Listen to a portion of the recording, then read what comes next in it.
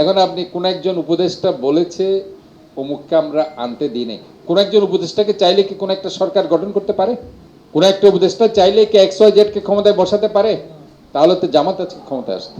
Political reporters unity PRUর আয়োজনে নতুন বাংলাদেশ বিনির্মাণের প্রতিবন্ধকতা শীর্ষক গোলটেবিল আলোচনা সভা মার্চের 9 তারিখ বেল্লে 3টায় চট্টগ্রাম প্রেস ক্লাবর দ্বিতীয় তলা দেখান হলরুমুদ অনুষ্ঠিত।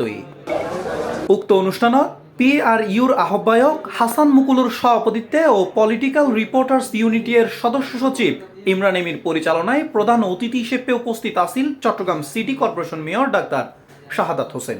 তো এই ইলেকশনটাকে এখন বিভিন্নভাবে আপনি দেখুন, একটা ক্রেডিবল ইলেকশন আফটার 16 ইয়ার্স, যেখানে জনগণ ভোট দিয়েছে, ভোট দিতে পেরেছে, ভোট সেন্টারে গিয়েছে, তাদের ভোটের অধিকার প্রতিষ্ঠা করেছে, সেটাকেও তারা বিভিন্নভাবে বিভিন্ন অ্যাঙ্গেলে কথা বলে সেটাকেও কিন্তু তারা এখন প্রশ্নবিদ্ধ করতে চায়।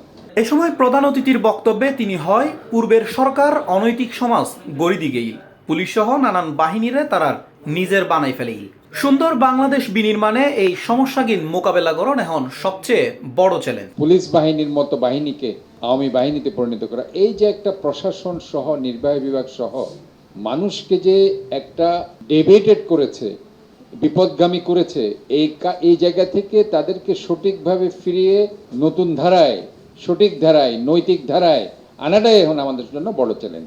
এ সময় বিশেষ অতিথি হিসেবে আরও উপস্থিত আছেন চট্টগ্রাম 9 আসনত্ব নির্বাচিত সংসদ সদস্য আবু সুফিয়ান।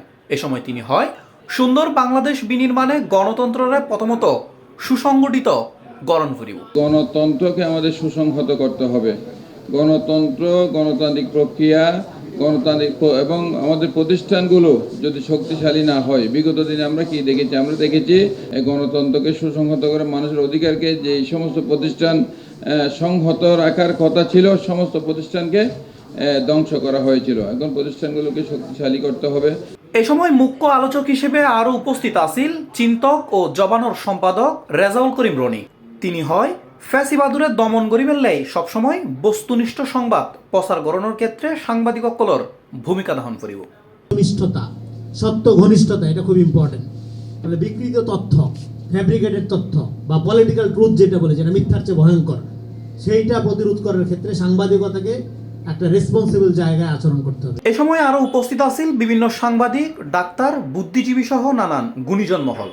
এই সময় বক্তব্যে বাংলাদেশ বিনির্মাণে নানান মতামতের হতা তুলি ধরে মতাদর্শের রাজনীতি। Ahmed Hossain, C+ TV, Chittagong.